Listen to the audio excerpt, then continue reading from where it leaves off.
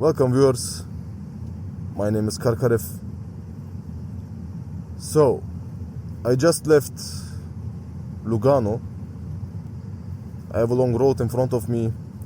So how about we have a little chat like we normally do when I'm on the Autobahn. And since, I was in Italy, I drove around Italy for over 4,000 kilometers. So I can say that I am a little bit experienced when it comes to driving in Italy and can give some feedback and some recap about my trip. How about we start with the bad dish, with the bad tasting vegetable soup. Basically the negative points that I observed. The signs on the highways. I had a little issue with them. The thing is, you are on the highway, you're enjoying the landscape, nice, the landscape changes, now you are going into the tunnel, perfect. The tunnel says, in front of the tunnel it says 80 kilometers per hour. Of course it's a tunnel, it's dark, it's tight. So of course, I'll slow down, 80, no problem. Now, I enter the tunnel with 80. I exit the tunnel with 80. 1 kilometer, 5 kilometers, 10 kilometers. No other sign yet. Like, I'm driving for 10 kilometers and you still didn't tell me if I can drive 130. Is it still an 80 kilometers? Is it still an 80 kilometers per hour zone, or is it a 110 kilometers per hour zone? Like, seriously, it is very unorganized. And the thing is, I am there like driving with my 80 like I am on a kit car, and then all the other Italians, they are passing me like with 150, 160, 180. Like, it's very confusing. Then, second point, which also has something to do with the signs, because that was an observation. I don't know if it's true or if it's just my thinking, but I think sometimes the Italian road workers don't remove the signs from the highways when they are done with the construction sites. Like, for example, when I went back from Sicily to San Marino, there was a section, like, what do you call the thing before highway? The fast road before highway? Interstate? Let's call it interstate. So I was on an interstate, and that road in Germany, a road like that, you'd normally do 300 kilometers per hour if your car is able to do. Man, pass! Some people are very scared here in Switzerland to pass, because like the speed limits are here very strict, but they take like 2 hours to pass somebody. You can go 120, go 120. Let's calm down. So, where was I? Yes, the interstate. It was a road just like this, 2 lanes, no problem. You could easily go 300 kilometers an hour in Germany. Guess what the signs on the road said? 60 kilometers per hour and construction. Now I'm asking you, where is the construction site? Because there was no construction. There was just these 2 lanes, all clean road. I guess the construction was already done, and the signs are still there. And the thing is, again, I am going 60, the Italian is going 130, 150. What is this? Like, when you are done, remove the signs. So, yeah, that was very confusing as well. The new 5 Series is passing by. Such an ugly car, man. But yeah, back to topic. When I went to Rome, when I tried to go to Rome, 10 kilometers before Rome, Google said I have still 10 kilometers left until Rome. So I'm thinking, no problem. The traffic limited zone, the limited traffic zone will probably start, maybe 5 kilometers off the outskirts of Rome. I leave the highway onto the interstate, and suddenly, bam! Limited traffic zone.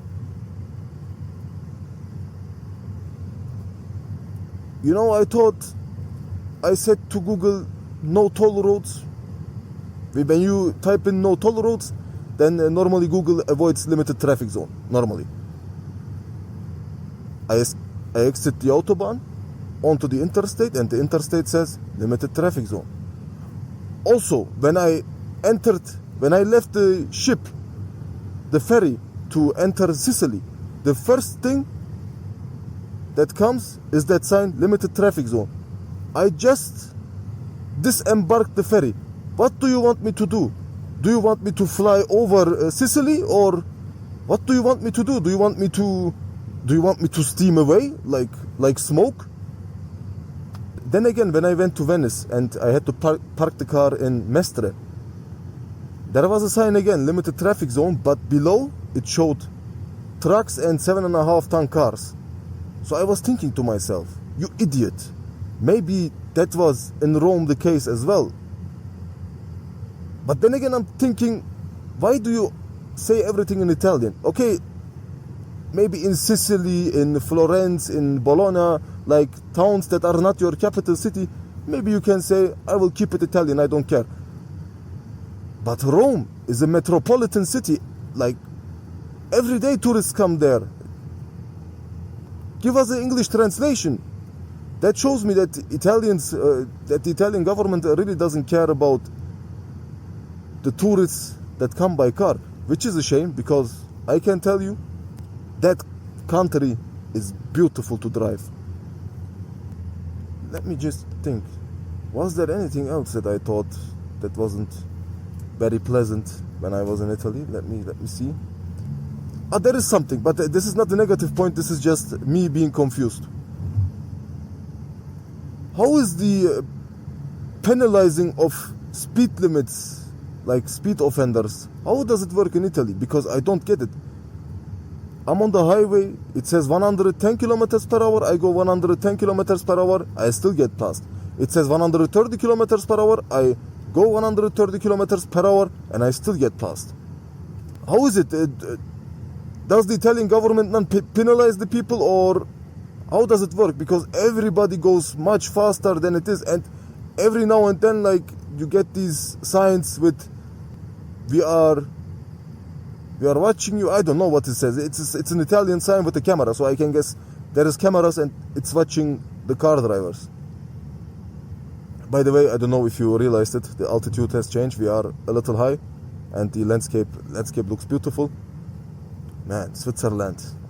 Also, come here as well. Switzerland is beautiful. But yeah, other than these things, I can't remember anything negative really. So let's come to the positive things. And oh boy, if you have time, if you have the money, and if you have a good car, don't hesitate, don't wait. Pack up your things, call your work, say I am taking time off, and go to Italy. Seriously, go to Italy. First, go to Switzerland, choose some pass roads, mountain pass, avoid the toll roads. Trust me, you won't regret it. It will take a little longer, but the scenery is worth it. Look how the journey started. First, I did go to Switzerland. There, I went to Maloja Pass. Some crazy serpentine curves. Before that, I was on the Julier Pass. Great scenery, great curves as well. And then you leave Switzerland, the first thing that meets you, Lake Como. Brother, sister, or whatever you think you are. Lake Como, yeah? The thing is, driving into Como was stressful because it's very crowded. But when I was leaving Como, yeah, the altitude changed, you go a little higher, on your right side, mountains, left side, that green, blue, light blue mixture, I don't know what you call this color again, turquoise? The French call it turquoise? I don't know, like that color. Man, the scenery is just beautiful. And then you leave Como, you go to Milan, and I can tell you, if you are not into fashion, ditch Milan. And then from Milan, I went to I went to Modena and Sant'Agata Bolognese. Beautiful. Like, as a car fan, to see those museums and those cars, I've seen the Lamborghini Reventon live, in flesh. Trust me, you will never see that car on the road. Never. Or like a Ferrari 250. Very rare cars. So that was nice. Florence, beautiful city. Tuscany, I know it is very well known that the Tuscany is beautiful, but I will still say it, very underrated. Like everybody says Switzerland has the beautiful driving roads. Go to Tuscany, type into your Google avoid toll roads, and go to Rome. You will have the most beautiful roads and the most beautiful landscapes you will ever face in your life. Trust me. Well, to me, it was definitely one of my best drives ever. And I'm saying that after I was in Switzerland, yeah? So this means something. Oh boy. The Amalfi Coast. That road, those 30, 40 kilometers. I was smiling the whole way. The curves, and again that water. The Mediterranean is such a beautiful area. So the hills, the towns, the buildings, everything was beautiful. Definitely, for everybody who's watching, a must do. Go to Amalfi Coast, rent yourself a scooter, and just roam around. Ideally, you have a wife. Take her with you and have fun together, because that place is beautiful. So from Amalfi I went to Sicily. Sicily itself I can't say very much because I didn't really roam around in Sicily. I just wanted to go to Sicily because of Etna. I've never seen a volcano in my life like that close, so I thought to myself, you know what, let's go to Etna. And I have to say, impressive. Like in the morning it was just smoking, and then when I was leaving Sicily, like it was in the afternoon, suddenly the whole area was like foggy. So Mother Nature is very, very intimidating yet very beautiful, I have to say. It's like here in Switzerland, Mother Nature here as well, very beautiful. Sicily, and then from Sicily I went to San Marino. Beautiful place, very, very idyllic, and you get very nice views when you are roaming around, so it's a nice place. And from San Marino I went to Venice. Oh, I said that I don't have any more negative points, yeah? Aha, no, wait. I still have one. Venice. Ladies and gentlemen, I will now tell you something that maybe will sound very stupid, but I personally hate tourists. There I said it, you heard it. I hate tourists, and the irony is I am a tourist myself, but I just hate tourists. The reason, Venice. Overcrowded, no problem. That shows how beautiful that place is. Nice. But why? Why is it that people don't move? Walk. Why do you stop? For example, there are many little small bridges in Venice, since there are canals. I am normally roaming around, I'm walking on a normal pace, and then suddenly a pair with their children are in front of me on the bridge, and they're walking as well, and suddenly they stop. In the middle of the stairs. You want to see the canal? Go to the right, go to the left. Why do you stop in front of me? I want to walk. You are stopping me. I am wasting fuel. Well, I'm not wasting fuel, but you get me. In the car, you would get angry as well because it flows. I want to flow. I want to be water. Like Bruce Lee says, I want to be water. I want to walk. And the thing is, if it would be only one case, no problem. But the thing is, when you have like these groups, but multiplied by 10, which is the case in Venice because there are too many people, everything slows down. And also the streets are narrow, and again in those narrow streets you have stores, and everybody stops again to look into the stores, which is okay. But I am someone, I don't really like look into every store. Like for example, you have a souvenir store, and you look at it, okay, nice. And then some people, they just walk and they see another souvenir store who sells exactly the same things, and again they stand there.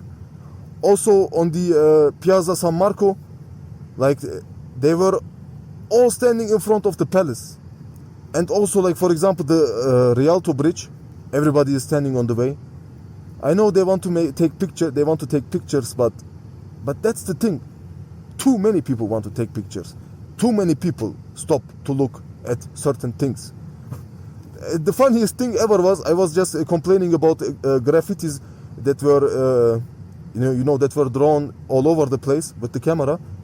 And everybody is looking at me like, what is he filming? Is he filming something interesting?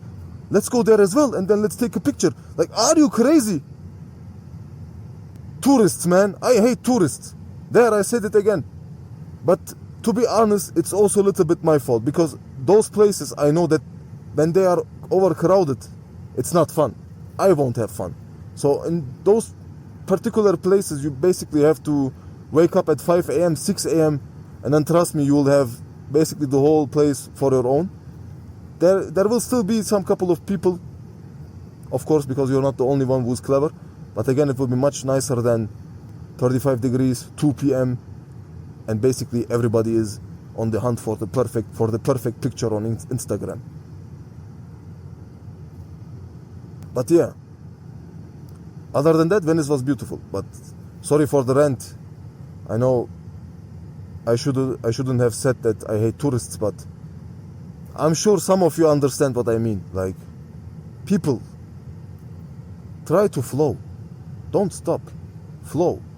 Be water, my friend.